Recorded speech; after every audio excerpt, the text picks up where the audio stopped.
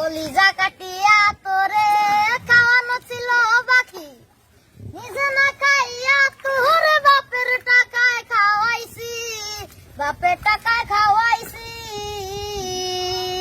তোর ভাইয়ে দিত দৌড়ানি, মায়ে কইতো হারামি, বাপে কইতো হারাম জাদা, কোন গ্রামে তোর বাড়ি? ওরে বেহিমান ছেড়ি কালা বইলা চাহিরা গেলি, আমার মনটা ছিল অনেক ভালা রে।